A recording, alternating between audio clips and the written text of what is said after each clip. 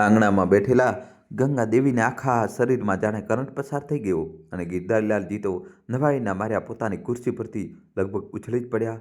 તેમના મોટા પુત્ર અતુલના શબ્દોએ ઘરની શાંતિ પર જાણે બોમ્બ ફેંક્યો હતો. માં બાબુજી, હું જે વાત તમને કહેવાનો છું તે સાંભળીને તમારા હોશ ઉડી જશે. તમે ક્યારેય વિચાર્યું પણ નહીં હોય કે તમારા દીકરાને અમેરિકામાં નોકરીની ઓફર આવશે. હા બાબુજી, અમેરિકા. હવે તમે બસ રાહ જુઓ અને જુઓ કે હું ત્યાં પહોંચીને કેટલી મોટી સફળતા મેળવું છું. મારું નસીબ ચમકી જશે બાપુજી. અતુલ જોશ અને ઉત્સાહથી ભરેલો લગભગ બૂમ પાડતો બોલ્યો. અમેરિકા? બેટા, આ તું શું બોલી રહ્યો છે? ગંગા દેવીના ગળામાંથી રૂંધાયેલો અવાજ નીકળ્યો. તેમના ચહેરા પર ખુશી અને ચિંતા બંનેના ભાવ તરવા લાગ્યા. અતુલે પાસે આવીને પોતાની માતાનો હાથ પકડી લીધો. હા માં, એ જ તો. જુઓ, આ ઓફર લેટર છે. અમેરિકાની એક મલ્ટીનેશનલ કંપની, મહિનાનો પગાર અહીંના પગાર કરતાં 4 ગણો વધારે. અને સૌથી સારી વાત એ છે કે જે કંપનીએ મને નોકરી આપી છે તેની ઓફિસ ભારતમાં પણ છે. હું બસ 3-4 વર્ષ માટે ત્યાં જઈશ. એટલા સમયમાં જ હું ખૂબ બધા પૈસા ભેગા કરી લઈશ. ત્યારબાદ અહીં ભારતમાં ટ્રાન્સફર કરાવી લઈશ. પછી તમારા બંનેની પાસે જ રહીશ. તમારે આટલી ચિંતા કરવાની જરૂર નથી. ગિરધારીલાલજીએ પોતાના ચશ્મા ઉતારીને ધીમેથી ટેબલ પર મૂક્યા અને એક ઊંડો શ્વાસ લીધો. અરે બેટા, સંતાન આગળ વધે, પ્રગતિ કરે, એવું તો દરેક મા બાપ ઈચ્છે છે. હું પણ ઈચ્છું છું કે તું આકાશને આંબી લે, પણ આટલે દૂર? ગંગા દેવીએ પોતાની સાડીના છેડાથી આંખો લૂછી. બેટા અતુલ, આટલે દૂર એકલો જતો રહેશે તો ત્યાં તારી સંભાળ કોણ રાખશે? ખાવા પીવાની વ્યવસ્થા કોણ કરશે? બીમાર પડ્યો તો તને કોણ સાચવશે? અને તું પણ એકલો કેવી રીતે રહીશ? અતુલે હસતા હસતા પિતાના ખભા પર હાથ મૂક્યો.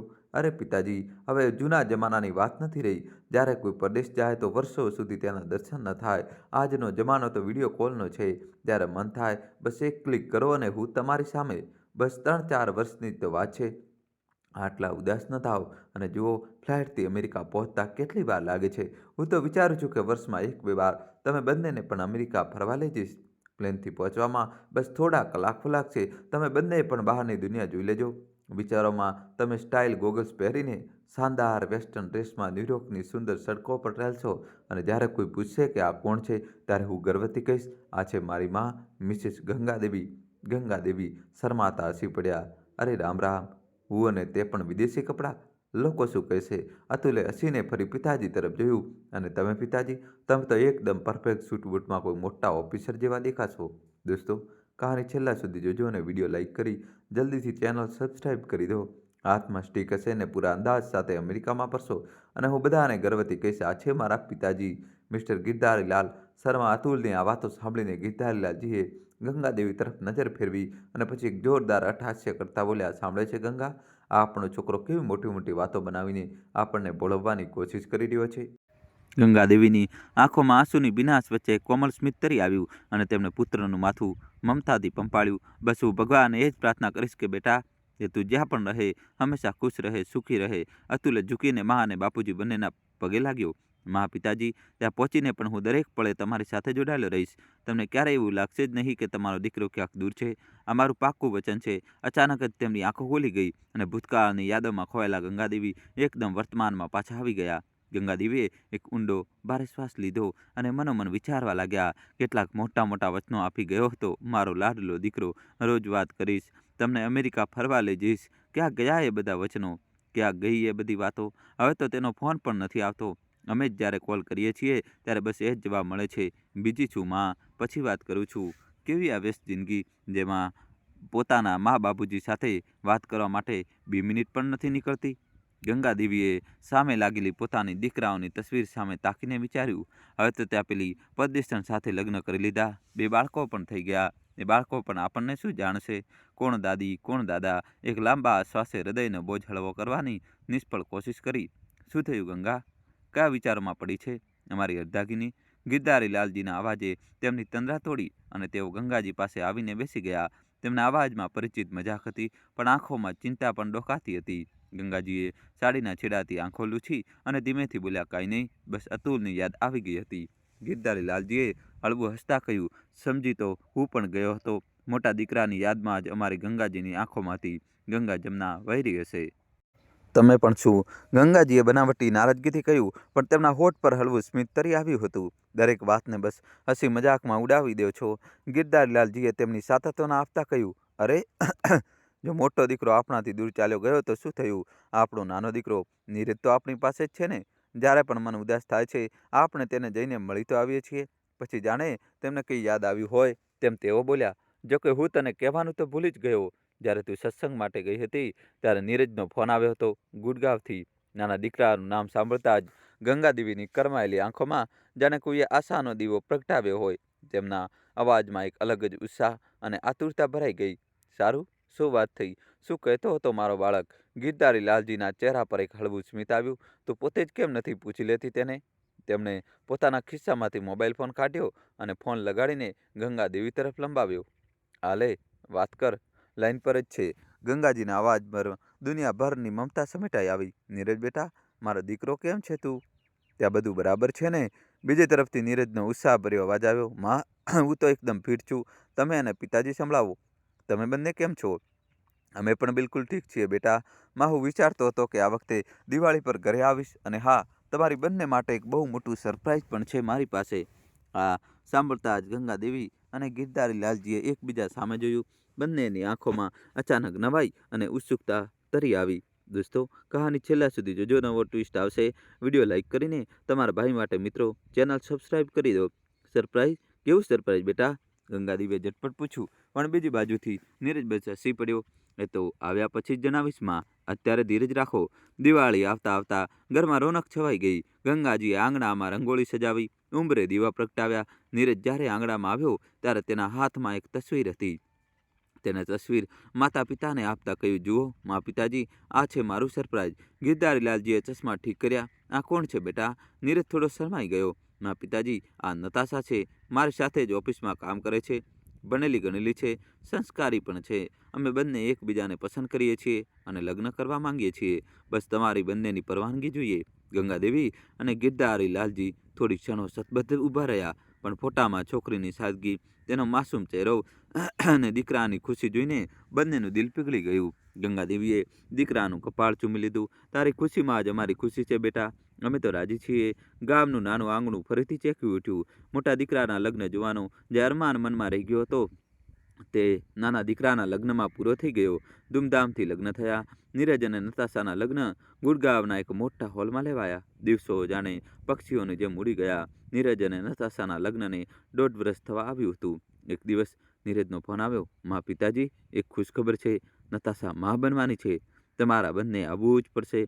અમને તમારી જરૂર છે. આ સમાચાર સાંભળતા જ ગંગાદેવીની આંખો ખુશીથી છલકાઈ ગઈ. આ ઉંમરે પોતાના પૌત્ર પૌત્રીને ખોળામાં રમાડવા મળે એનાથી મોટું બીજું કયું સુખ હોઈ શકે? ડિલિવરીની તારીખ નજીક આવતા જ બંને પતિ પત્ની પોતાનો બધો સામાન બાંધીને ગુડગાંવ પહોંચી ગયા. આખરે એ મુબારક દિવસ પણ આવ્યો જ્યારે નતાશાએ એક પ્યારા દીકરાને જન્મ આપ્યો. ગંગાદેવીએ જ્યારે પહેલીવાર પોતાના પૌત્રને ખોળામાં લીધો ત્યારે તેમને લાગ્યું જાણે દુનિયાની બધી જ સંપત્તિ તેમને મળી ગઈ હોય. તે પોતાની પૂરી મમતા અને પ્રેમ એ નાનકડા જીવ પર નોછાવર કરી દેવા માંગતા હતા. વહુ નતાશાની સેવામાં ગંગાજીએ કોઈ કસર ન છોડી.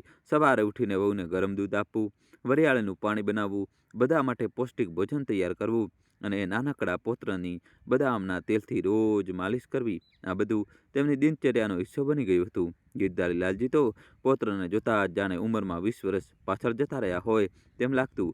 તેના ખોળામાં ઝૂલાવા માટે ઝૂકેલી કમર ફરી સીધી થઈ ગઈ. નતાશા પણ સાસુની આ નિસ્વાર્થ સેવા અને મમતા જોઈને ભાવુક થઈ જતી અને અવારનવાર ગંગાદેવીનો હાથ પકડીને કહેતી, માજી, જો તમે અહીં ન હોત તો હું કશું જ સંભાળી ન શકી હોત. તમારા વગર મારું શું થાત? ગંગાદેવી બસ પ્રેમથી સ્મિત કરી દેતા. તેમના માટે તો એ જ સૌથી મોટી શાંતિ હતી કે ભલે તેમનો મોટો દીકરો તેમનાથી માઇલો દૂર જતો રહ્યો હોય, પણ નાના દીકરાના ઘરે તેમને અપનાપણું અને સન્માન મળી રહ્યું હતું જે તેમના ગળપણને શાંતિથી પસાર કરવા માટે પૂરતું હતું. દોસ્તો, કહાની છેલ્લા સુધી જોજો અને ચેનલ સબસ્ક્રાઈબ કરી દો. જ્યારે પૌત્ર 6 મહિનાનો થયો ત્યારે ગંગાદેવી અને ગિરધાર લાલજીએ મન બનાવ્યું કે હવે થોડા દિવસ માટે ગામને જઈ આવીએ. જોકે હવે તેમનું દિલ પૌત્રથી એક પળ માટે પણ દૂર થવા માંગતું ન હતું, પણ ગામના ઘરની દેખરેખ પણ જરૂર હતી. પૌત્રના 6 મહિના પૂરા થતાં જ બંને પાછા ગામડે લોટી આવ્યા અને પોતાની જૂની જિંદગીમાં પરવાઈ ગયા. જ્યારે પણ આડોશ પડોશમાંથી કોઈ મળવા આવતું તો ગંગાદેવી કલાકો સુધી બસ પૌત્રની જ વાતો કરતા હતા. બીજી બાજુ ગુડગામમાં નતાશા એકલા હાથે બાળકની જવાબદારી સંભાળતા સંભાળતા થાક લાગવા માંડ્યો હતો. હજુ થોડા જ અઠવાડિયા વીત્યા હતા કે એક દિવસ ફરી નીરજનો ફોન આવ્યો. મા પિતાજી, હવે તમે પાછા આવી જાઓ. અહીં નતાશાને પણ બાળકને સંભાળવું મુશ્કેલ થઈ રહ્યું છે અને હું તો કહું છું કે હવે તમે લોકો અહીં જ રહેજો. ગિરધારી લાલજીએ નિસાસો નાખ્યો. બેટા, થોડા દિવસની તો વાત તો ઠીક હતી, પણ હંમેશા માટે ત્યાં રહેવું? મારો મતલબ છે કે એ તો બસ 2 રૂમનો નાનો ફ્લેટ છે. અમારા બંનેના ત્યાં રહેવાથી તમને લોકોને તકલીફ પડશે. નીરજે હસતા હસતા જવાબ આપ્યો. અરે પિતાજી, તકલીફ કેવી? ને બધું વિચારી લીધું છે. આપણે ગામનું મકાન વેચી દઈએ અને જે થોડી ઘણી ખેતીની જમીન છે એ પણ વેચી દઈએ. એ પૈસાથી આપણે ગુડગાંવમાં એક મોટો ફ્લેટ ખરીદી લઈશું. જ્યારે બધા એક સાથે એક જ છત નીચે રહીશું તો કોઈને કોઈ પરેશાની નહીં થાય. ગિરધારીલાલજી એક પળ માટે શાંત થઈ ગયા અને ઠંડો શ્વાસ ભર્યો. ઠીક છે બેટા, હું તને થોડી વારમાં ફોન કરું છું. આ કહીને તેમણે ફોન મૂકી દીધો. ગામનું પૂર્વજોનું મકાન વેચવાનો વિચાર જ તેમના દિલને ભારે કરી રહ્યો હતો. તે ઊંડા વિચારમાં ડૂબી ગયા. ગામનું એ ઘર, એક ખુલ્લું આંગણું, ખેતર ખલિયાણ, આ બધી યાદોને છોડીને જવું તેમના માટે સરળ નહોતું. પણ ગંગાજીનું મન તો હવે દીકરા, વહુ અને પૌત્ર સાથે જ રહેવા માંગતું હતું. તેમણે કહ્યું, મારું મન તો બસ મારા સોનુ પાસે રહેવા માટે તડપે છે. ત્યારે બાળકો માટે પ્રેમથી બોલાવી રહ્યા છે તો આપણે જવું જોઈએ. ગિરધારી લાલજીએ પત્નીની આંખોમાં જોયું અને પછી એક ફીકા સ્મિત સાથે બોલ્યા, ગંગા, યાર તારી જ આ ઈચ્છા છે તો સમજો મારી પણ એ જ મરજી છે. થોડા જ મહિનાઓમાં ગામનું ઘર અને જમીન વેચાઈ ગઈ. એ પૈસાથી નીરજે ગુડગાંવમાં એક આલિશાન ફ્લેટ ખરીદ્યો, જ્યાં ગંગાજી અને ગિરધારી લાલજી આખા પરિવાર સાથે હંમેશા માટે રહેવા ચાલ્યા ગયા. નીરજ અને નતાશાની જિંદગી ફરીથી પોતાની જૂની તેજ રફતાર પર આવી ગઈ હતી. દોસ્તો, કહાનીમાં હવે ટ્વિસ્ટ આવશે. જલ્દીથી વિડીયો લાઇક કરી ચેનલ સબસ્ક્રાઈબ કરી દો. નતાશાએ થોડા મહિનાની મેટર્નિટી લીવ પછી પોતાની નોકરી ફરી શરૂ કરી દીધી. શહેરની ભાગદોડ ભરી જિંદગીમાં તે સવારે વહેલી તૈયાર થઈને ઓફિસ માટે નીકળી જતી. નીરજ પણ પોતાના કામમાં વ્યસ્ત થઈ જતો. એવામાં ગંગાજી અને ગિરધરલાલજીએ ઘરની બધી જવાબદારીઓ ખુશી ખુશી પોતાના ખભા પર ઉઠાવી લીધી. ગિરધરલાલજી રોજ સવારે પાસેની મંડીમાંથી તાજા ફળ, શાકભાજી, દૂધ અને ઘરનો બીજો જરૂરી સામાન લઈ આવતા. ગંગાજી આખો દિવસ સોનુને સંભાળતા, તેની માલિશ, નવડાવવું, ખવડાવવું અને પછી રસોડાનું બધું કામ કર્યા પછી કપડાં પણ ધોઈ દેતા. નતાશા સવારે વહેલી ઉઠીને પોતાનું અને નીરજનું ટિફિન તૈયાર કરી લેતી અને બાકી બધા માટે નાસ્તો બનાવીને રાખી દેતી. ગંગાજી તેને મદદ કરતા અને નતાશા તેમના વખાણ કરતા થાકતી નહીં. માજી, તમે ના હોત તો મારું શું થાત? તે હસતા હસતા કહેતી. વહુના નોકરી ગયા પછી ગંગાજી અને ગિરધરલાલજી બેસીને ચા પરોઠાનો આનંદ લેતા. પણ ધીરે ધીરે પરિસ્થિતિ બદલાવા લાગી. નતાશાને ઓફિસની ઉતાવળમાં મોડું થવા લાગ્યું. એક સવારે તેણે ગંગાજીને કહ્યું, માજી, આજે તમે જ નાસ્તો બનાવી દો ને, મને ઓફિસે મોડું થઈ રહ્યું છે. ગંગાજીએ હસીને હા પાડી. પછી આજે ધીરે ધીરે દરરોજનો નિયમ બની ગયો.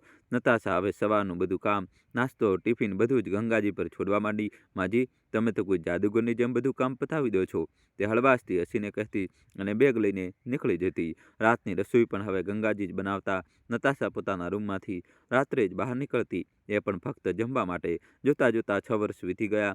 પણ આજે પણ ગંગાદેવી જ ઘરનું બધું કામ સંભાળતા હતા. સવારની ભાગદોડ, બધાનું જમવાનું બનાવવાની જવાબદારી, બધું જ તેમના વૃદ્ધ ખભા પર આવી ગયું હતું. તે સવારે પણ જેવી આંખ ખુલી તો ઘડિયાળમાં 6 વાગી ગયા હતા. ગંગાદેવીએ એક પળ કપાળ પકડ્યું. એ ભગવાન, આજે ફરી મોડું થઈ ગયું. તે ઉતાવળમાં ઉઠ્યા. એટલામાં ગિરધરલાલજી સવારની લટાર મારીને પાછા આવ્યા અને બોલ્યા, અરે અરે, આમ ક્યાં ભાગી રહ્યા છો? બધું બરાબર છે ને? ગંગાદેવીએ ઉતાવળમાં ઓઢણી સરખી કરી. કંઈ નહીં, સોનુની સ્કૂલ બસ આવવાની હશે. મેં તેનું ટિફિન પણ નથી બનાવ્યું, દૂધ પણ ગરમ નથી કર્યું. ગિરધારી લાલજીએ ચશ્મા પહેર્યા અને છાપું ઉઠાવતા બબડ્યા, મારા માટે પણ ચા. ત્યારે ગંગાદેવીએ ખીજાઈને કહ્યું, પહેલાં સોનુનું ટિફિન જોઈ લઉં, પછી તમારી ચા બનાવું છું. કહેતા કહેતા તે ઝડપથી રસોડામાં ઘૂસી ગયા અને પૌવા બનાવવા લાગ્યા. એક બાજુ તે પૌવા હલાવી રહ્યા હતા તો બીજી બાજુ દૂધ ગરમ કરવા મૂકી દીધું. સાથે સાથે સોનુનું ફ્રૂટ બોક્સ પણ તૈયાર કરી દીધું. બીજી બાજુ ગિરધરલાલજી ખુરશી પર બેસી છાપું બાંધતા પોતાની ચાની રાહ જોતા રહ્યા. સોનુના કામમાંથી ફ્રી થઈને હજુ ગંગાદેવીએ ચા મૂકી જ હતી કે બહારથી તેમના પૌત્ર સોનુનો અવાજ આવ્યો, દાદી, તમે હજી સુધી મારી પાણીની બોટલ તૈયાર નથી કરી? જુઓ, મારી સ્કૂલ બસ પણ આવી ગઈ. દાદી, જલ્દી કરો, મને બોટલ આપો. ગંગાદેવી હડબડાઈને ઉઠ્યા અને ફટાફટ બોટલ ઉઠાવી તેમાં પાણી ભરવા લાગ્યા. ત્યારે જ બહારથી વહુ નતાશાનો તીખો અવાજ ચાબુકની જેમ તેમના કાને પડ્યો, માજી, આ શું થઈ રહ્યું છે? સોનુની બસ સતત હોર્ન વગાડી રહી છે અને તમે હજી સુધી તેને પાણીની બોટલ પણ નથી આપી. મેં તમને કેટલી વાર સમજાવ્યું છે કે સવારના સમયે બધાને ઓફિસ અને સ્કૂલ માટે મોડું થતું હોય છે, તો થોડી હાથ જલ્દી ચલાવો. પણ ના, તમારાથી તો કોઈ કામ સમયસર થતું જ નથી. દરરોજ તમારી આ આળસને કારણે મારો દીકરો મોડો પડી જાય છે.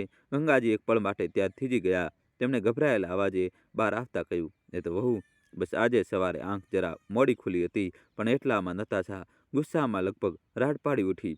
બસ કરો માજી, આ બહાનું હું રોજ સાંભળું છું. કંઈક નવી વાત કહો. સામે જ તેમનો દીકરો નીરજ પોતાની ટાઈ બાંધી રહ્યો હતો, પણ તેણે એકવાર પણ પલટીને પોતાની પત્નીને એમ ન કહ્યું કે તે પોતાની મા સાથે આ રીતે વાત ન કરે. ગંગાજીએ ચૂપચાપ નીરજ અને નતાશાનું ટિફિન પેક કરીને ડાઇનિંગ ટેબલ પર મૂક્યું અને પછી ગિરધરલાલજી માટે ચા લઈને પાછા પોતાના રૂમમાં આવી ગયા. ગંગા, તારી ચા નથી લાવી? તેમણે પૂછ્યું. ગંગાજીનું દિલ અપમાનથી ભરાઈ આવ્યું. તેમણે જીભથી તો કંઈ ન કહ્યું, પણ તેમની છલકાઈ ગયેલી આંખો ગિરધરલાલજીની નજરથી છુપાઈ ન શકી. ગિરધરલાલજીએ તેમને ધ્યાનથી જોયા અને પૂછ્યું, શું થયું ગંગા? હજી ફરી કોઈએ તારું દિલ દુભાવ્યું છે? ગંગાદેવીએ જલ્દી પોતાની આંખો લૂછી અને પોતાને સામાન્ય બતાવવાનો પ્રયત્ન કરતા ધીમા અવાજે બોલ્યા, ના, એવી કોઈ વાત નથી. એ તો બસ વહુ કહેતી હતી કે રોજ મોડું થઈ જાય છે અને સાચું જ તો કહે છે. કદાચ હવે મારાથી પહેલા જેવી સ્ફૂર્તિથી કામ નથી થતું. આ સાંભળી ગિરધરલાલજીની આંખોમાં ગુસ્સો અને લાચારી એકસાથે ઉતરી આવ્યા. તેમણે પોતાના હાથ લંબાવીને ગંગાજીનો ખભો પંપાળ્યો અને કહ્યું, નીરજ. ત્યાં જ ઊભો રહીને બધું સાંભળતો હતો. તેની જીભને તાળું લાગી ગયું હતું. તે પોતાની પત્નીને રોકી ન શક્યો. બધો બોજ તારા જ ખભા પર નાખી દીધો છે. બધાએ ગંગાદેવીએ એક ફીકા અને તૂટેલા સ્મિત સાથે તેમની વાત કાપી નાખી. તમે જવા દો ને, હવે હું કોને કોને સમજાવું? પોતાના જ બાળકો છે, આખરે તેમના સિવાય અમારું છે પણ કોણ? જો બે વાત સંભળાવી દીધી તો શું થઈ ગયું? ગિરધરલાલજી થોડીવાર શાંત રહ્યા, પછી તેમના અવાજમાં દર્દ ભરાઈ આવ્યું. ગંગા, તું પણ તો એક માણસ છે, કોઈ મશીન નથી. આ ઉંમરે પણ તું સવારથી રાત સુધી આખા ઘરનું કામ સંભાળે છે, રસોડામાં વળગેલી રહે છે. તું પણ તો થાકી જતી હશે ને? ઓછામાં ઓછું બદલામાં બે મીઠા બોલ અને થોડી ઇજ્જત તો મળવી જ જોઈએ. આ કોઈ રીત છે પોતાના મા બાપ સાથે વાત કરવાની? ઊભી રહે, હું આજે જ આ બંને સાથે વાત કરું છું. ગંગાદેવીએ તરત જ તેમનો હાથ પકડી લીધો. બસ જી, ચૂપ રહો. કંઈ કહેશો તો વાત વધી જશે. હું બધું સંભાળી લઈશ, જેમ આજે સુધી સંભાળ્યું છે. ગિરધરલાલજીની આંખોમાં ભીનાશ ઉતરી આવી. ગંગાજીના કહેવા પર તેઓ ચૂપ રહ્યા. ચા નાસ્તો કર્યા પછી ગિરધરલાલજીએ ગંગાજીને કહ્યું, ગંગા, હું થોડીવાર માટે બહાર જાઉં છું. મોબાઈલનું રિચાર્જ પૂરું થઈ ગયું છે, તે કરાવી લાવીશ. અને હા, ફળ શાકભાજી પણ લઈ આવીશ. તેઓ થોડા પૈસા લઈને ઘરની બહાર નીકળી ગયા. ગંગાજી ફરીથી ઘર સંકેલવા લાગી ગયા. સોનુના પુસ્તકો સરખા કર્યા, વાસણ ધોયા અને કપડાની ઘડી કરી. શરીર થાકી ગયું હતું, પણ તેઓ ચૂપચાપ કામ કરતા રહ્યા. બપોરે જ્યારે ગિરધરલાલજી પાછા ફર્યા ત્યારે તેમના ચહેરા પર ઉદાસી હતી. ગંગાજીએ ધ્યાનથી જોયું અને પૂછ્યું, શું થયું? ચહેરો કેમ લટકેલો છે? ગિરધરલાલજીએ ઊંડો શ્વાસ લીધો અને બોલ્યા, ગંગા, હમણાં મેં ગામમાં મારા મિત્ર ચરણદાસને ફોન કર્યો હતો. સાંભળીને દિલ બેસી ગયું. તેમની પત્ની અને તારી સહેલી સુમિત્રાનું એક અઠવાડિયું પહેલાં અવસાન થઈ ગયું અને આપણને ખબર પણ ન પડી. ગંગાજીનો ચહેરો ફિક્કો પડી ગયો. હાય રામ, સુમિત્રા! તેમની આંખો ફરી ભીની થઈ ગઈ. તેમણે આપણને જણાવ્યું કેમ નહીં?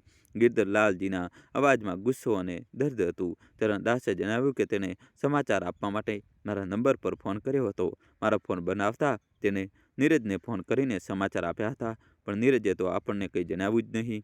સાંજે જ્યારે નીરજ અને નતાશા ઓફિસથી પાછા ફર્યા ત્યારે ગિરધરલાલજીએ નીરજને સવાલ કર્યો, બેટા, ચરણદાસે તને સુમિત્રાના અવસાનના સમાચાર આપ્યા હતા, તો તે અમને કેમ ન જણાવ્યું? નતાશાએ વચ્ચે જવાબ આપ્યો, અરે, જો જણાવી દેત તો તમે બંને ઉપડીને કામે જતા રહેત. પછી અહીંના કામનું શું થાત? હું નોકરી કરું છું, આખો દિવસ ઓફિસમાં ઘસાવું છું, પછી ઘરે આવીને રસોઈ પણ હું જ બનાવું છું. ગંગાજી અને ગિરધરલાલજીને જાણે જોરદાર ઝટકો લાગ્યો. નતાશાના વિચારો સાંભળીને તેઓ હક્કા બક્કા રહી ગયા. વહુ, આ કેવી વાતો કરે છે તું? સગા વાલા અને જ્ઞાતિ જાતિમાં તો સુખ દુઃખમાં જવું પડે છે. તું ઘરની વહુ છે, આ વાત તો તારે સમજવી જ જોઈએ. સારું, વહુ છું તો શું કરું? બધું કામધામ છોડીને ઘરે તો બેસવાની નથી. આ વાત સારી રીતે જાણી લેજો. અમે બંને મળીને કમાઈએ છીએ, ત્યારે ઘરનો ખર્ચ ચાલે છે, એટલે ચૂપચાપ અહીં જ રહો અને ઘર સંભાળો. એમ કહીને વહુ પોતાના રૂમમાં જતી રહી અને નીરજ પણ ચૂપચાપ તેની પાછળ ચાલ્યો ગયો. ગંગાજીનું મન વધુ ભારે થઈ ગયું. એક અઠવાડિયા પછી ગંગાજી અને ગિરધારી લાલજીની લગ્નતિથિ, મેરેજ એનિવર્સરી હતી. ગંગાજી સવારથી ચૂપ હતા, ઉદાસ રહીને રસોડામાં કામ કરતા હતા. ગિરધરલાલજીથી તેમની ઉદાસી જોવાઈ નહીં. તેઓ પાસે આવ્યા અને બોલ્યા, ગંગા, કેમ નહીં આજે આપણે બંને ક્યાંક ફરી આવીએ? મલ્ટીપ્લેક્સમાં ફિલ્મ જોવા જઈએ. તું પણ ઘરમાં રહી રહીને થાકી ગઈ હશે. મારું પણ મન છે કે આ મોટા શહેરમાં આપણે પણ થોડું હરીએ ફરીએ. રાત્રે બહાર જ જમીશું. ગંગાજીના ચહેરા પર હળવું સ્મિત આવ્યું. પણ જી, બાળકોનું ખાવાનું? અરે ગંગા, એક દિવસ તો નતાશા બહુ સંભાળી લેશે. બહુ ચિંતા કરવાની જરૂર નથી. આજે સાંજે જઈએ છીએ. ગિરધારી લાલજીએ હસતા હસતા કહ્યું. સાંજે? ગંગાજીએ પોતાની મનપસંદ વાદળી સાડી પહેરી સરસ તૈયાર થયા અને ગિરધારી લાલજી પણ કુર્તા પાયજામા પહેરીને તૈયાર થયા. બંને મલ્ટીપ્લેક્સ પહોંચ્યા. એક સરસ ફિલ્મ જોઈ અને રાત્રે પાછળની રેસ્ટોરન્ટમાં ગરમા ગરમ દાળ બાટીનો આનંદ લીધો. દોસ્તો, હવે કહાનીમાં જબરદસ્ત ટ્વિસ્ટ આવશે. વિડીયો લાઇક કરી ચેનલ સબસ્ક્રાઇબ કરી દો. ગંગાજીનું હાસ્ય ઘણા દિવસો પછી પાછું આવ્યું હતું. આજે બહાર નીકળીને એટલું સારું લાગે છે. તે બોલ્યા, લાગે છે જાણે પહેલા જૂના દિવસો પાછા આવી ગયા.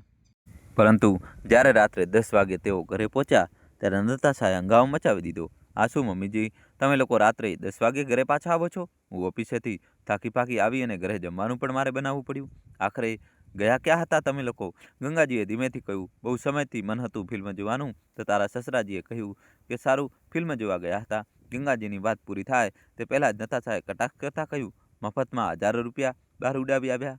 અમે અહીં દિવસ રાત કમાઈને મરી જઈએ અને તમે બંને ફિજૂલ ખર્ચે કરતા રહો. ગિરધારી લાલજીનો ચહેરો લાલ થઈ ગયો. ફિજૂલ ખર્ચ? જો અમે અમારા માટે થોડા પૈસા ખર્ચા તો એ ફિજૂલ ખર્ચ થઈ ગયો. નીરજ, તારી પત્ની શું કહી રહી છે? તને સંભળાતું નથી?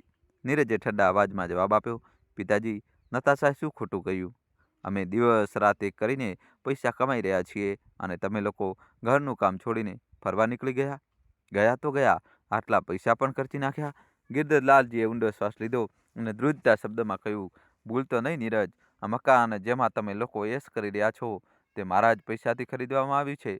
મારી આખી જમીન જાયદાદ વેચીને તારા માટે આ શહેરમાં ઘર લીધું, જેથી ગડપણમાં દીકરો પાસે રહેશે અને આજે તને અમારા બે પૈસા ખર્ચવા પણ ખૂંચવા લાગ્યા. નીરજે જાણે પોતાની આંખો ઝુકાવી લીધી, પણ નતાશા પોતાની જગ્યાએ અડગ ઊભી રહી. બેશરમીથી આંખો કાઢતા બોલી, તો શું થયું?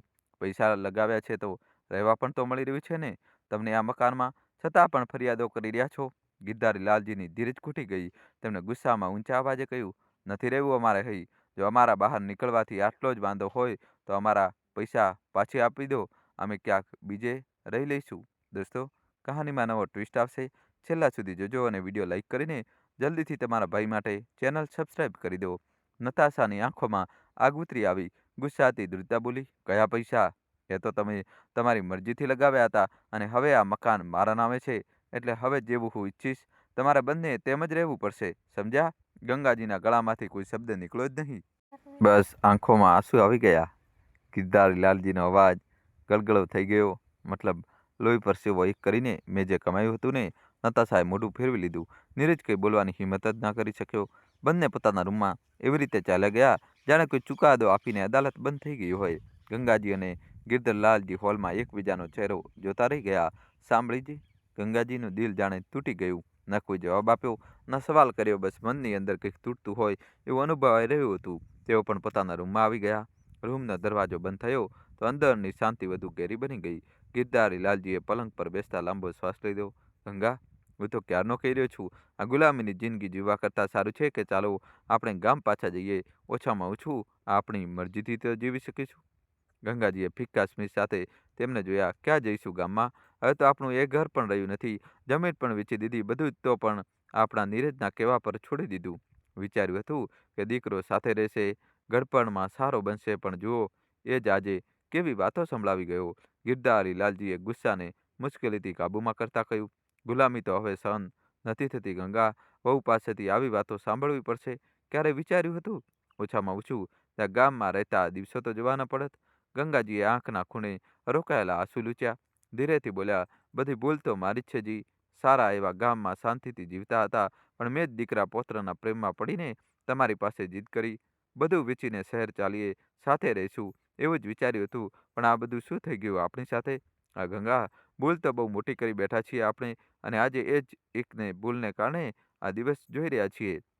તું ઘરના કામમાં પીસાયા કરે છે, હું બહાર બજારની ધૂળ ફાંકું છું. ઉપરથી વહુ એક એક પૈસાનો હિસાબ એવી રીતે માંગે છે જાણે કોઈ માલિક નોકરને સવાલ પૂછતો હોય. પણ હવે બસ ગંગા, હવે વધારે સહન નથી થતું. ગંગાજી ખામોશ રહ્યા. તેમનું માથું ગિરધારી લાલજીના ખભા પર ટકી ગયું. રૂમમાં થોડીવાર સન્નાટો રહ્યો. પછી ગિરધારી લાલજી બોલ્યા, બહુ રાત થઈ ગઈ છે, ચાલ સૂઈ જઈએ, સવારે જોઈશું શું કરવું છે. બીજી સવારે ઘડિયાળમાં હજુ 6:45 જ વાગ્યા હતા. ત્યારે નતાશાના ચીસ પાડતા અવાજે સવારની શાંતિને ચીરી નાખી. નીરજ ઉઠ અને જો, તારી મમ્મીએ આજે ફરી નાસ્તો પણ તૈયાર નથી કર્યો. આ તેમની રોજની આદત બની ગઈ છે. મને જાણી જોઈને ઓફિસ માટે મોડું કરાવે છે. આ સ્ત્રી ન તો સોનુનું ટિફિન પેક કરે છે, ટિફિનની તો વાત જ છોડો, રસોડામાં હજી સુધી કંઈ બન્યું પણ નથી. આજે તો તેમણે હદ જ કરી દીધી. આખરે આ પોતાને સમજે છે શું? તે ગુસ્સામાં બબડતી ગંગાજી અને ગિરધરલાલજીના રૂમ તરફ વધી. જેવો તેને દરવાજો ખોલ્યો કે એક પળ માટે તે સતબદ્ધ થઈ ગઈ અને તેના પગ નીચેની જમીન સરકી ગઈ. રૂમ પૂરેપૂરો ખાલી હતો. ત્યાં ન તો ગંગાદેવી હતા કે ન તો ગિરધારી લાલજી. નતાશાનો ચહેરો ગુસ્સાથી લાલ થઈ ગયો. તેને એ સમજાયું જ નહીં કે તેઓ બંને જણાવ્યા વગર ક્યારે અને ક્યાં જઈ શકે છે. તેણે તરત જ નીરજને બૂમ પાડી. તેને પણ આ બાબતે કોઈ ખબર નહોતી. નીરજે ગભરાઈને તેના પિતાના નંબર પર ફોન કર્યો, પણ તેમણે ફોન ઉપાડ્યો નહીં. નતાશા માથું પકડીને સોફા પર બેસી ગઈ, એ વિચારીને કે હવે સવારમાં ઘરનું બધું કામ તેણે જ પતાવવું પડશે. બીજી તરફ ગંગાજી અને ગિરધરલાલજી સવારની પહેલી બસ પકડીને પોતાના ગામે પહોંચી ગયા હતા. સૂરજનું પહેલું કિરણ એ માટીને ચૂમી રહ્યું હતું, જેને છોડવાનું દર્દ આજે પણ તેમના છાતીમાં કાંટાની જેમ ખૂંદતું હતું. બસ સ્ટેન્ડ પર ઉતરીને તેઓ સીધા તેમના જૂના મિત્ર ચરણદાસજીના ઘરે પહોંચ્યા, જેમના પત્ની સાવિત્રીનું થોડા સમય પહેલા જ અવસાન થયું હતું. ગિરધરલાલજીએ પોતાના મિત્રને મળીને તેમની પત્નીના અવસાન પર ઊંડો શોક વ્યક્ત કર્યો. ચરણદાસજીની વહુ તરત જ તેમના માટે ચા પાણી લઈ આવી. થોડી વારમાં તેને મોટા પ્રેમ અને આપણાપણાથી રસોઈ બનાવી અને બંનેની સામે પીરસી. ગંગાજી અને ગિરધરલાલજીએ જોયું કે ચરણદાસજીની વહુ કેટલી સ્ફૂર્તિથી બધા કામ કરી રહી હતી. તેનો હસતો મુસ્કુરાતો ચહેરો અને સસરા પ્રત્યેનું તેનું સન્માન જોઈને ગંગાજીનું મન ભરાઈ આવ્યું. વહુએ જમવાનું તો બહુ સ્વાદિષ્ટ બનાવ્યું છે, ગિરધરલાલજીએ વખાણ કરતા કહ્યું. આજે તો જાણે તન મન તૃપ્ત થઈ ગયું. ચરણદાસજી હસ્યા. મારી વહુ તો લાખોમાં એક છે ગિરધારી. મારો દીકરો અને વહુ બંને મારી બહુ સેવા કરે છે. સાવિત્રી જ્યારે છેલ્લા 2 મહિના પથારીવશ હતી, ત્યારે આ બંને તેની સેવામાં દિવસ ને દિવસ અને રાત નહોતા ગણ્યા. આવા દીકરા વહુ તો નસીબદારને જ મળે છે. આ સાંભળતા જ ગિરધરલાલજીને પોતાની વહુ નતાશાને ઝેરમાં ડૂબેલી વાતો યાદ આવી ગઈ. તેમની આંખો આપોઆપ ભીની થઈ ગઈ. ગંગાજીએ પણ ચૂપકેથી પોતાની સાડીના છેડાથી આંખો લૂછી લીધી. શું વાત છે ગિરધારી? ચરણદાસજીએ ચિંતાથી પૂછ્યું. બધું કુશળ તો છે ને? ગિરધારી લાલજી પોતાના ઘરની વાત બહાર કરવા નહોતા માંગતા, પણ જ્યારે મિત્રએ વારંવાર પૂછ્યું ત્યારે તેમની ધીરજનો બંધ તૂટી ગયો. તેમણે ગદગદિત કંઠે આખી કહાની સંભળાવી. કેવી રીતે દીકરા વહુએ ચાલાકીથી તેમની આખી જમા પૂંજી અને જાયદાદ પોતાના નામે કરાવી લીધી અને તેમ છતાં તેમને રોજ મહેણા અને અપમાન સાંભળવા મળે છે. કેવી રીતે વારસાનું મકાન પણ તેમણે વેચાવીને પોતાના નામે ફ્લેટ લઈ લીધો અને હવે તેઓ માલિક બનીને તેમના પર હુકમ ચલાવે છે.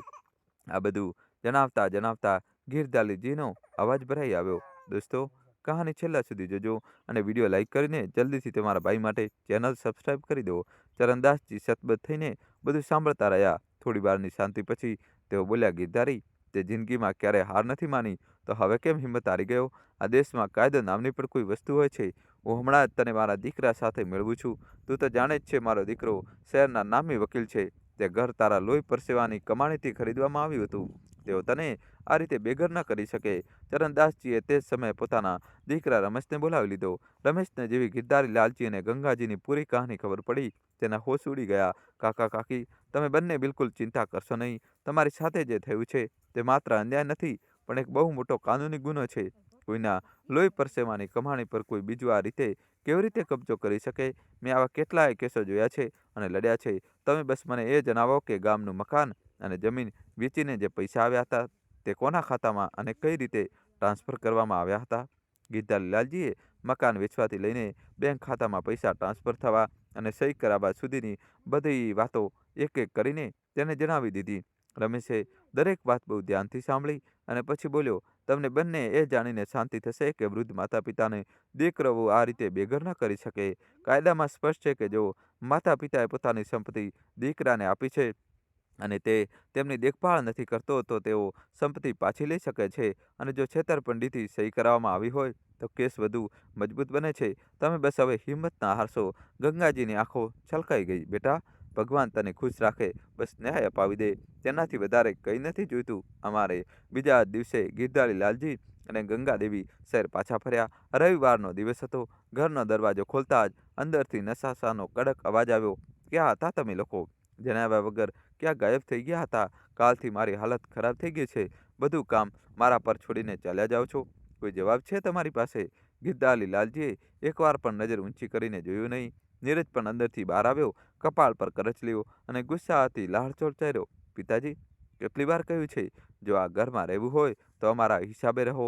આ ઘર કોઈ ધર્મશાળા નથી કે જ્યારે મન ફાવે ત્યારે ચાલ્યા ગયા અને જ્યારે મરજી થાય ત્યારે પાછા આવ્યા. અમે અહીં તમારા નોકર નથી. ગંગાદેવીએ પથરાયેલી આંખોથી દીકરાને જોયો. મનમાં ઘણું બધું કહેવું હતું, પણ શબ્દો ત્યાં જ દબાઈ ગયા. ગિરધારી લાલજીએ એક ઊંડો શ્વાસ લીધો. કંઈ પણ બોલ્યા વગર તે રૂમમાં ગયા. બે બેગ કાઢી અને ચૂપચાપ પોતાના બધા કપડાં અને જરૂરી વસ્તુઓ પેક કરી ઘરની બહાર નીકળતી વખતે બંને એકવાર પણ પાછળ વળીને જોયું નહીં. નીરજ અને નતાશા બૂમો પાડતા જ રહી ગયા. અરે સાંભળો તો, ક્યાં જઈ રહ્યા છો હવે? આમ કેવી રીતે ચાલ્યા જશો? પરંતુ હવે તે અવાજો દિવાલો સાથે અથડાઈને રહી ગયા. ગિરધારી લાલજી અને ગંગાજી ઘરનો ઉંબરો ઓળંગીને નીકળી ગયા. સાંજ થતાં નીરજ અને નતાશા પોતાના જ વિચારોમાં ડૂબેલા બેઠા હતા. ત્યાં જ મોબાઈલ રણક્યો. સ્ક્રીન પર અજાણ્યો નંબર હતો. નીરજે કોલ રિસીવ કર્યો. હા, સામેથી સખત અવાજ આવ્યો. મિસ્ટર નીરજ, અમે લોકલ પોલીસ સ્ટેશનથી બોલી રહ્યા છીએ. તમારા અને તમારી પત્ની વિરુદ્ધ છેતરપિંડીની ફરિયાદ નોંધાઈ છે. કાલે સવારે 11 વાગ્યા સુધીમાં પોલીસ સ્ટેશન હાજર થઈ જશો. દોસ્તો, કહાનીમાં જબરજસ્ત ટ્વિસ્ટ આવશે. છેલ્લા સુધી જોજો અને જલ્દીથી વિડીયો લાઈક કરી ચેનલ સબસ્ક્રાઈબ કરી દો. નહીંતર પોલીસ તમારા ઘરે આવીને ધરપકડ કરશે. આ સાંભળતા જ નીરજના પગ નીચેની જમીન સરકી ગઈ. નતાશાનો ચહેરો ફિક્કો પડી ગયો. શું થયું? તેને ગભરાઈને પૂછ્યું. નીરજની જીભ લથડવા લાગી. પોલીસમાં ફરિયાદ કરી દીધી છે તેમણે. એ જ ગભરાટમાં તે પોતાના મિત્રને લઈને શહેરના જાણીતા વકીલની ઓફિસે પહોંચ્યો. બધી વાત ખુલીને જણાવી દીધી કે કેવી રીતે મકાન વેચાવ્યું, સહીઓ કરાવી અને ખાતામાંથી પૈસા ટ્રાન્સફર કરાવ્યા. વકીલે ફાઇલ બંધ કરીને તીર જેવી વાત કહી. મિસ્ટર નીરજ, આ સીધો છેતરપિંડીનો કેસ છે. જો તમારા પિતાએ નક્કી કરી લીધું છે તો માનો કે તમે ચાહો તો પણ બચી નહીં શકો. પુરાવા તમારી વિરુદ્ધ બોલશે અને પોલીસ તમને ઘસડીને લઈ જશે. સમજદારી એમાં જ છે કે તરત જ તમારા માતા પિતા સાથે સમાધાન કરી લો અને જે તેમનો હક છે તે ચૂપચાપ પાછો આપી દો. નહીતર આ કેસ તમારી જિંદગી બરબાદ કરી દેશે. નીરજના કપાળ પર પરસેવો વળી ગયો. નતાશા પણ ગભરાયેલી હતી. જેઓ વિચારતા હતા કે વૃદ્ધ માતા પિતા હવે કંઈ કરી શકશે નહીં, તેમનેથી ગેરસમજ તૂટી ગઈ. થોડી જ વારમાં નીરજ અને નતાશા બેબાકળા બની ગામ પહોંચ્યા. એક બે લોકોને પૂછ્યું તો ખબર પડી કે માતા પિતા ચરણદાસજીના ઘરે છે. મોડું કર્યા વગર બંને ત્યાં પહોંચ્યા. ગિરધર લાલજી ભાડે રૂમ લેવા માટે કોઈની સાથે ફોન પર વાત કરી રહ્યા હતા. નીરજ ઝડપથી ગિરધર લાલજીના પગમાં પડી ગયો. પિતાજી, માફ કરી દો, અમારી બહુ મોટી ભૂલ થઈ ગઈ. નીરજનો અવાજ હાંફી રહ્યો હતો. તમે અમારી સાથે પાછા ઘરે ચાલો. હવે તમને કોઈ તકલીફ નહીં પડે. કોઈ તમારી પાસે કામ પણ નહીં કરાવે. તમે જે ઈચ્છો તે જ થશે. તમે બહાર હરો-ફરો, જેટલા પૈસા જોઈએ તેટલા ખર્ચો. પિતાજી, બસ ફરિયાદ પાછી લો. નતાશા પણ ધ્રુજતા અવાજે બોલી પડી. માજી, અમે તમારા વગર અધૂરા છીએ. અમારાથી બહુ મોટી ભૂલ થઈ ગઈ. હું કસમ ખાઉં છું, હવે ક્યારેય કોઈ બદતમીજી નહીં થાય. તમે લોકો અમારી સાથે ચાલો. એ ઘરને અમને તમારી જરૂર છે માજી. ગિરધારી લાલજી એક ક્ષણ માટે સતબદ્ધ થઈ ગયા. પછી ધીમા પણ સ્પષ્ટ શબ્દોમાં બોલ્યા, બેટા, એકવાર તારા પર ભરોસો કરીને બધું ગુમાવી દીધું. હવે બીજી વાર એ ભૂલ નહીં કરું. હવે ના તો તારી વાતો સાંભળવી છે, ના તારા જૂઠા વાયદા. અમને બસ અમારો હક જોઈએ છે. જેટલું અમારી પાસેથી લીધું છે તે પૈસા પાછા આપો. પછી જ્યાં મન ફાવે ત્યાં રહો. જેમ જીવવું હોય તેમ જીવો. ના પિતાજી, આવું ન કરો. અમે તમારા જ સંતાનો છીએ. અમને ખબર છે કે અમે તમારું દિલ દુભાવ્યું છે.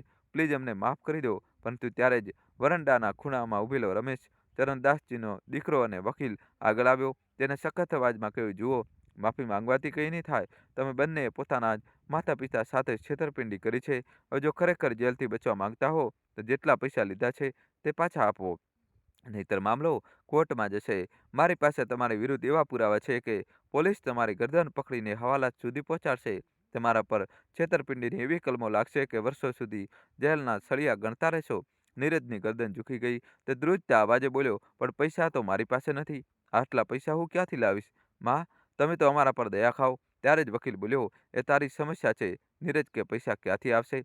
ભલે તારે મકાન વેચવું પડે, ગાડી વેચવી પડે, કોઈની પાસેથી લોન લેવી પડે કે ભીખ માંગવી પડે, અમને એની સાથે કોઈ લેવા દેવા નથી. અને નસીબદાર માન કે કાકાએ આટલા વર્ષોના વ્યાજની માંગણી નથી કરી. નહીંતર રકમ એટલી બધી જાત કે તમારી 7 પેઢી પણ ચૂકવી ના શકત.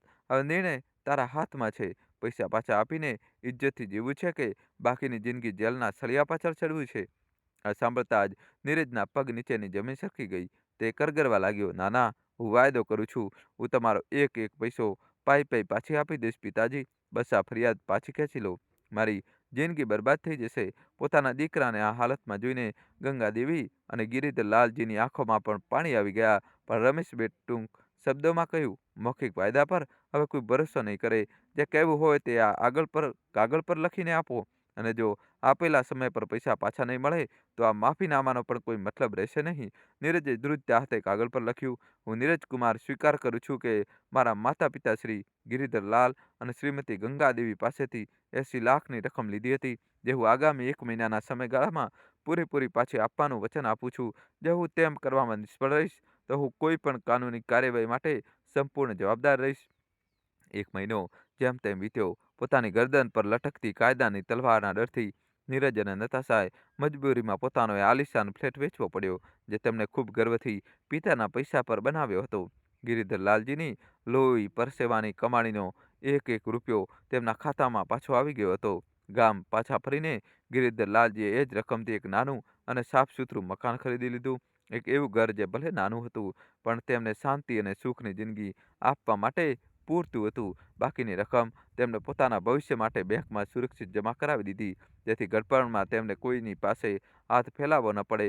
અહીં ગામમાં શહેર જેવી ઝાકઝમાળ નહોતી, પણ અહીં ઇજ્જત હતી, શાંતિ હતી અને આત્મસન્માનથી જીવવાનું ગર્વ હતું. અહીં તેમને કોઈ મહેણું નહોતું મારતું, કોઈ આંખો નહોતું બતાવતું. અહીં તેઓ પોતાની મરજીના માલિક હતા. હવે તેઓ બાકીની જિંદગી પોતાની શરતો પર જીવી રહ્યા હતા. પોતાના ઘરમાં બંને વૃદ્ધોના દિલમાં આજે ફરીથી જીવવાની ઉમંગ જાગી ગઈ હતી, કારણ કે હવે તેમની પાસે સૌથી કિંમતી વસ્તુ હતી, તેમની આઝાદી. તો મિત્રો, અંતમાં ગિરિધરલાલ અને ગંગાજીએ જે નિર્ણય લીધો, શું તે સાચો હતો? તમારો અભિપ્રાય કોમેન્ટ બોક્સમાં જરૂર લખજો. અને દોસ્તો, કોમેન્ટમાં તમારે તમારા ભાઈ માટે જય શ્રી કૃષ્ણ તો લખવું જ પડશે. દોસ્તો, કહાની કેવી લાગી કોમેન્ટમાં જણાવજો, અને કોમેન્ટમાં જય શ્રી કૃષ્ણ લખી દો જલ્દીથી. વિડીયો લાઇક કરીને ચેનલ સબસ્ક્રાઈબ કરી દો. ખૂબ ખૂબ ધન્યવાદ. દિલથી આભાર.